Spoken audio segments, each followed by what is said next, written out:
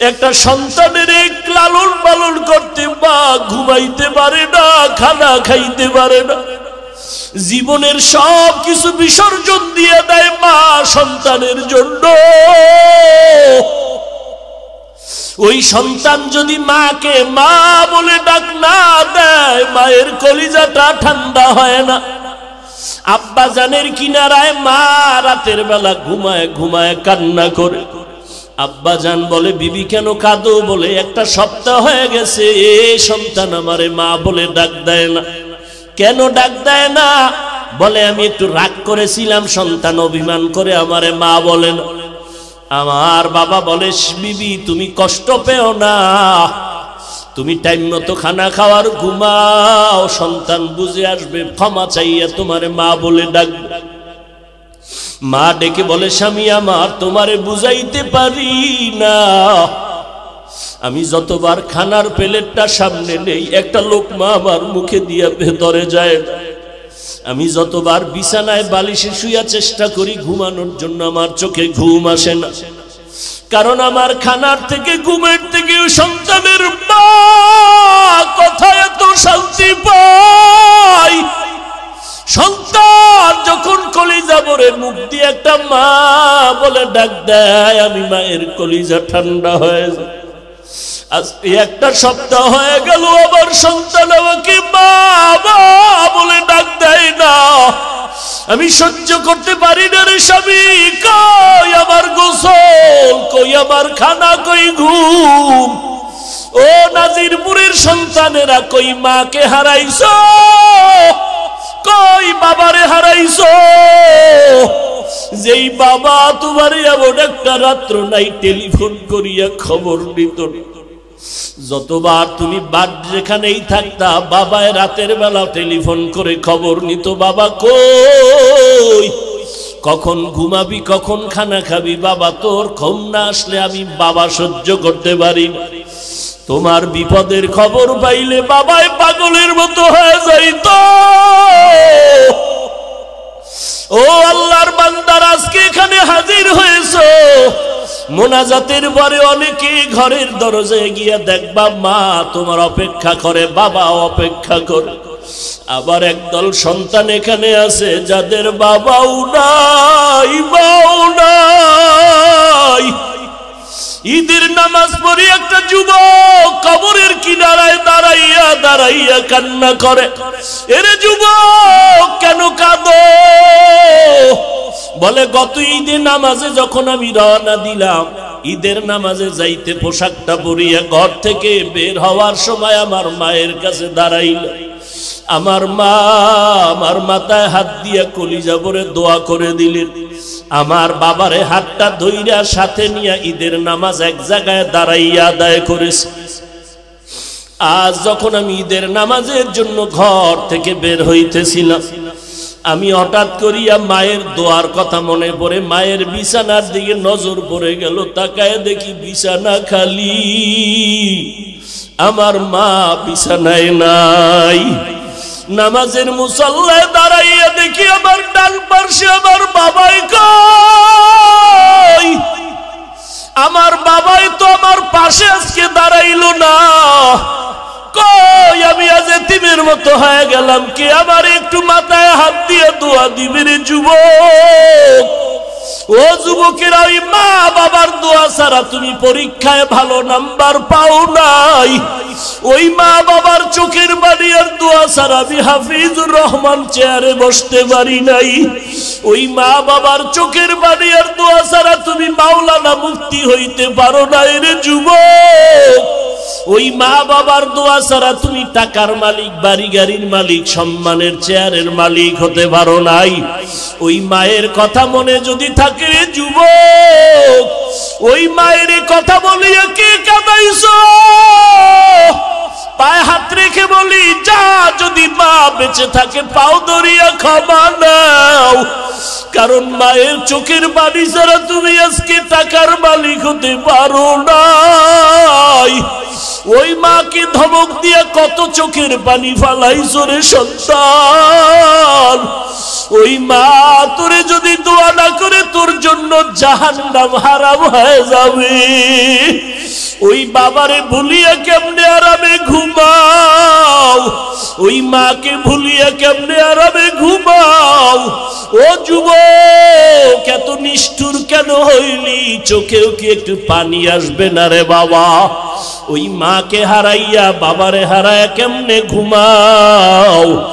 এক ফোঁটা চোখের পানি ছেড়ে দিয়া দোয়া কর। ওই বাবাই কবরের থেকে দোয়ার অপেক্ষায় তাকাইয়াছে। ওই বাবার চেহারাটাও কি মনে পড়ে না রে সন্তান? ওই মায়ের চেহারাটাও কি মনে পড়ে না রে সন্তান? এত নিষ্ঠুর কেন হইলি রে বাবা? ওই মা বাবার চেহারাও কি মনে পড়ে না? অন্তরে কি একটু মায়া আসবে না রে বাবা? আল্লাহর নবী সাহাবী ওমরের সামনে দাঁড়ায় বান্দা কান্না করে আর বলেন, খলিফাতুল মুসলিমিন, আমি যুদ্ধের ময়দানে যাব না। আমার স্ত্রী আমাকে সান্ত্বনা দিয়া বলে, স্বামী তুমি যুদ্ধের ময়দানে যাও, আল্লাহ তাআলা আমাকে হেফাজত করবে। হেফাজতের মালিক আমার আল্লাহ, আর কেউ হেফাজত করতে পারবে না। ও পর্দার আড়ালের আম্মা জান, দুনিয়ার থেকে একদিন চলিয়া যাবেন, 5টা সাদা কাফনের প্যাকেট হয়ে যাবে।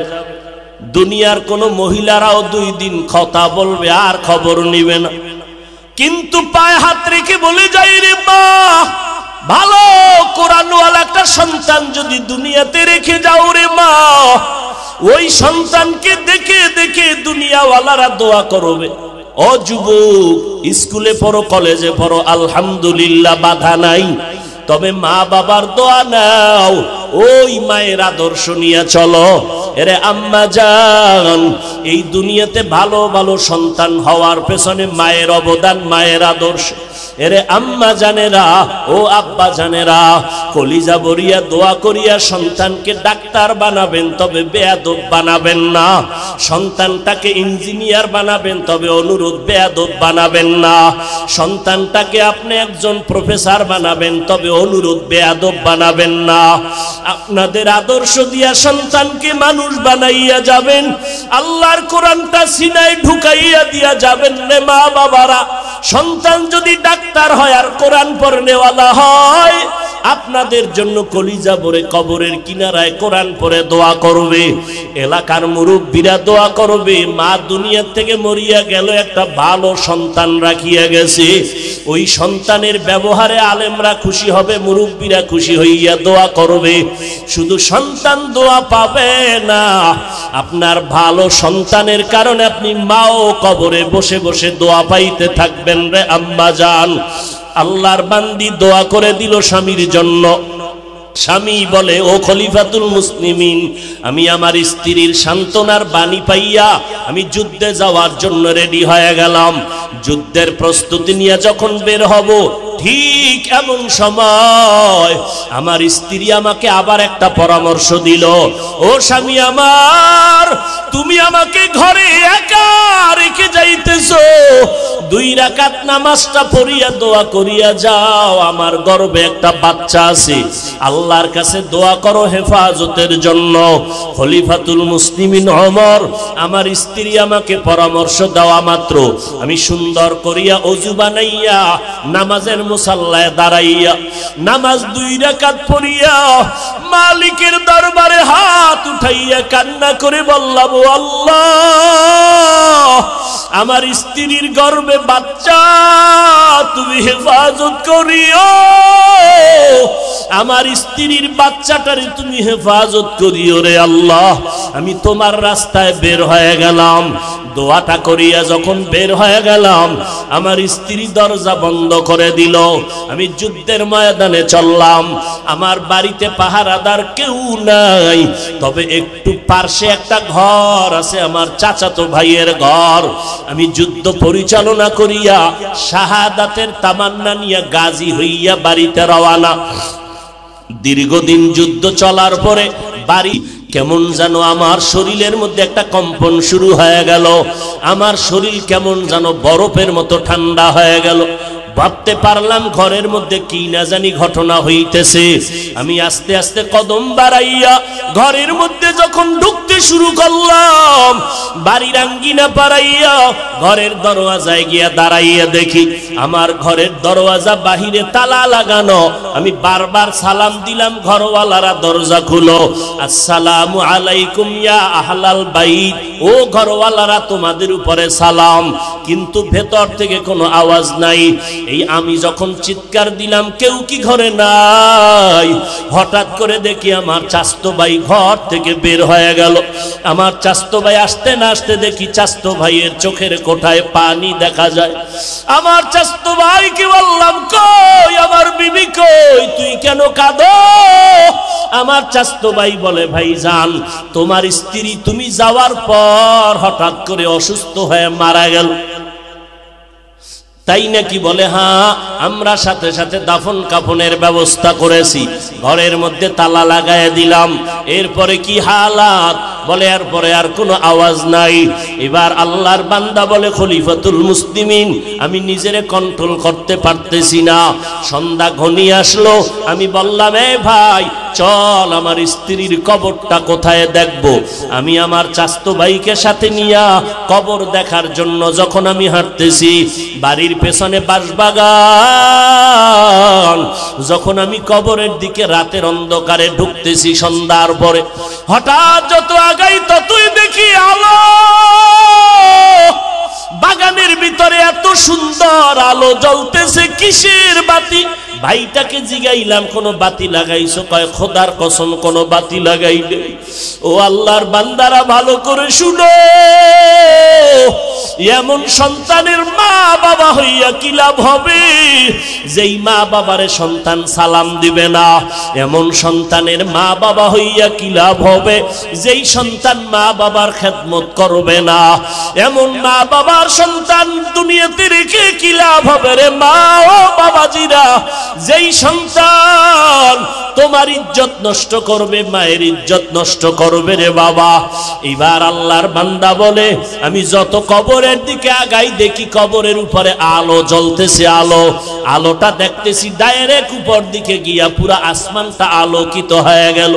আমি হঠাৎ কবরের কিনারায় গিয়া দাঁড়াইয়া দেখি কবরের ঠিক মধ্যখান থেকে একটা বাতি জ্বলতেছে, কিন্তু বাতিটার কোনো আকৃতিও খুঁজে পাই না, শুধু আলোই দেখতেছি। এবার চাচতো ভাইকে বললাম, এখানে আলো আসলো কোথা থেকে? বলে জানি না। যেদিন আমরা দাফন করিয়া গেলাম এর কয়েকদিন পর থেকেই দেখি কবর থেকে আলো জ্বলতেছে। এবার আমি চিন্তা করলাম আলোটা কেন জ্বলে, আমি কবরটার মাটি উঠাইয়া ভেতরে দেখব। আমার চাচতো ভাইটাকে বললাম, রে ভাই কবর খনন করার হাতিয়ার যন্ত্র নিয়ে আসো, আমি কবরটা খনন করে দেখব। আমার ভাইটা যখন ঘরের দিকে রওনা দিয়া চলে যাইতেছে, আমি এদিকে দাঁড়ায় আছি আর চোখের পানিগুলো পড়তেছে। হঠাৎ আমার ভাই যন্ত্র আনতে না আনতে আমার ভাই ঘরের মধ্যে যাইয়া পৌঁছতেও পারে নাই। আমি নজর করে দেখি কবরটা মাঝখান দিয়া ফাঁকা হয়ে গেছে। আমি একটু নজর দিয়ে দেখি আমার স্ত্রীর বুকের উপরে ওই সন্তানটা খেলাধুলা করতেছে, আর ওই সন্তানের ফুটন্ত আলোটা উপরের দিকে যাইতেছে।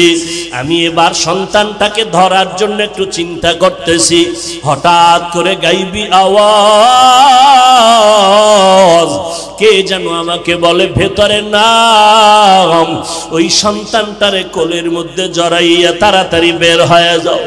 আমি নিচে নামার পর ওই সন্তানটাকে কোলের মধ্যে জড়াইয়া উপরে উঠতেছি, আবার আওয়াজ কে যেন আমাকে গাইবি আওয়াজ দিয়া কয়, এই আল্লাহর বান্দা যুদ্ধের ময়দানে যাওয়ার সময় নামাজে দাঁড়াইয়া আল্লাহর কাছে দোয়া করেছিলি স্ত্রীর গর্ভের বাচ্চাটারে হেফাজত করো, সাথে সাথে আরশে আজিমে তোর দোয়া কবুল হয়ে গেছে। ওই সময় যদি বাচ্চাটার হেফাজতের দোয়ার সাথে সাথে বাচ্চার মা তোমার স্ত্রীর কথাও বলতা, আল্লাহ স্ত্রীটাকেও হেফাজত করতেন। খলিফাতুল মুসলিমিন আমার মাওলা পাকের কুদরতের থেকে এই বাচ্চাটা আমি পেয়েছি।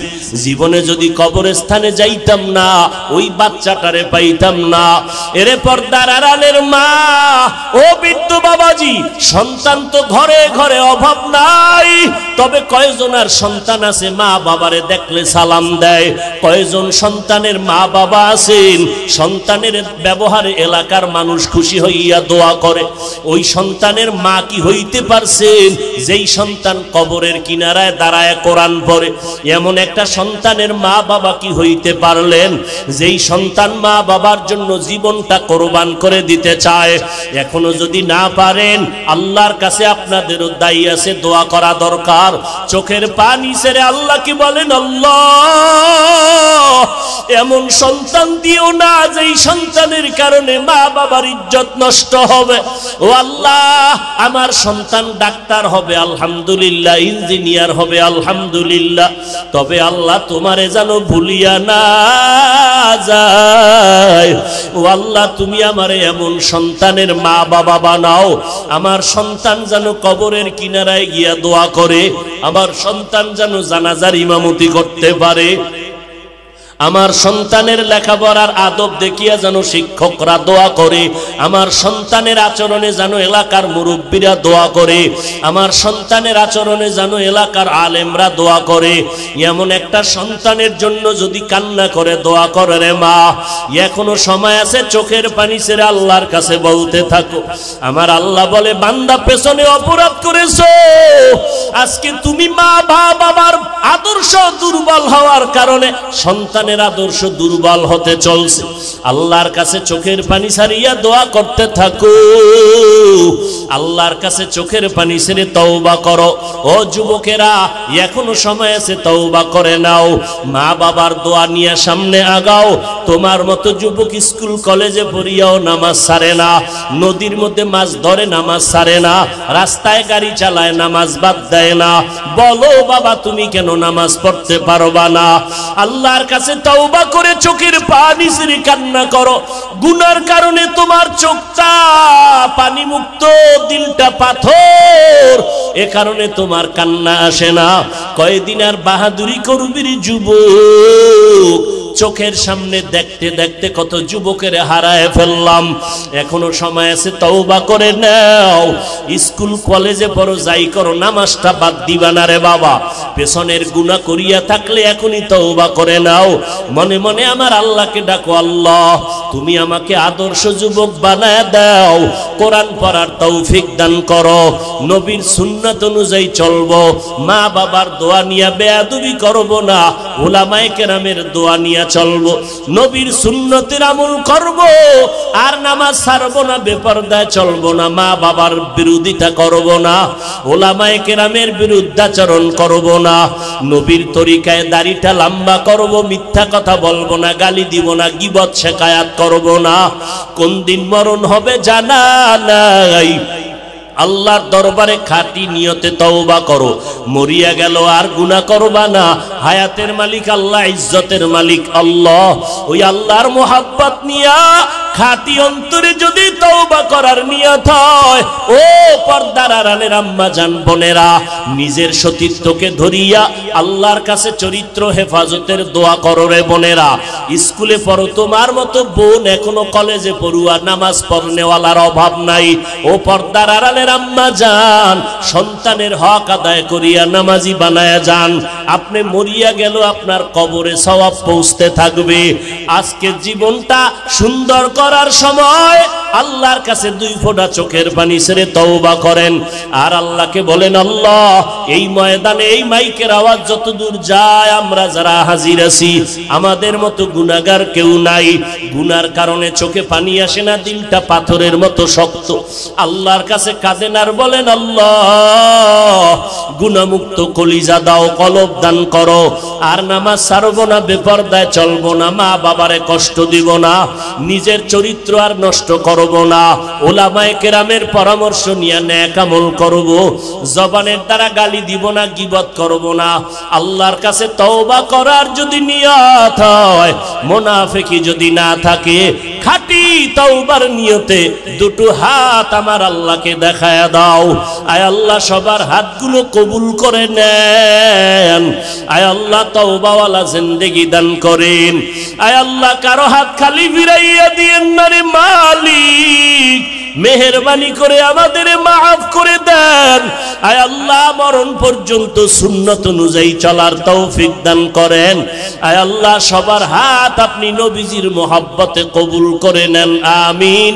আলহামদুলিল্লাহি রাব্বিল আলামিন। والصلاة والسلام على وعلى آله وأصحابه أجمعين يا أرحم الراحمين يا أرحم الراحمين يا أرحم الراحمين رب ارحمهما كما ربياني صغيرا बता हमको तेरे राह किस तरफ है, तेरे राह पर चला हमको खुदाया बेगुनाह ना गुज़श्त बरमा साअते बाहुज़ूरे दिल न करदम ताअते या इलाही मुझसे मुझको दूर कर ताकि देखो मुझ में तुझको एक नज़र। रब्बना ज़लमना अनफुसना व इन लम तग़फिर लना व तरहमना लनकूनन्न मिनल खासिरीन। रब्बना आतिना फिद दुनिया हसनतन व फिल आखिरति हसना व क़िना अज़ाबन नार। اللهم إنك عفو كريم تحب العفو فاعف عنا। اللهم إنا نسألك رضاك والجنة ونعوذ بك من سخطك والنار। اللهم إنا نعوذ بك من البرص والجنون والجذام وسيء الأسقام। উদয়ের মালিক কুদরতের নজর দিয়া দেখেন, জানি না মাইকের আওয়াজ পেয়ে কত মা বোনেরা আপনার দরজায় হাত তুলেছে, জানি না কত উলামায়ে কেরাম হাত তুলেছে, কত ছাত্র ভাই যুবকেরা হাত তুলেছে। আয় আল্লাহ কত ব্যবসায়ী, কত চাকরিজীবী, কত মুরব্বী হাজী সাহেব। আয় আল্লাহ এই জীবনটা দুনিয়াতে যেদিন আসছিলাম কত পবিত্র ছিল, মা বাবা কত আদর করেছিলেন। আজকে এই বয়সে গুনার কারণে শয়তানের ধোকায় পড়ার কারণে জীবনটা নাপাক হয়ে গেল। গুনার দিকে তাকাইয়া দেখি গুনার কারণে আমার হাত দুইটা নাপাক, গুনার কারণে আমার চোখ নাপাক, আমার অন্তর নাপাক, আমার জিহ্বা নাপাক। আয় আল্লাহ এই ময়দানে আমার মতো গুনাহগার কেউ নাই। ও আল্লাহ গভীর রাতে দুনিয়াওয়ালাদের বাড়ির দরজাগুলো বন্ধ, আপনার রহমতের দরজা তো বন্ধ নাই। কুদরতের নজর দিয়ে দেখেন উলামায়ে কেরামরা হাত উঠাইয়া কি চায়, মুরব্বীরা যুবকেরা ছাত্র ভাইরা কেন হাত তুলিয়া কি চায় জানি না। পর্দার আড়ালের মা বোনেরা কেন হাত তুলেছেন। আয় আল্লাহ আমরা সবাই জাহান্নামের থেকে ক্ষমা চাই, জীবনের গুনাহ থেকে মুক্ত জীবন চাই। আয় আল্লাহ তওবার নিয়ত করেছি আর গুনাহ করব না রে আল্লাহ।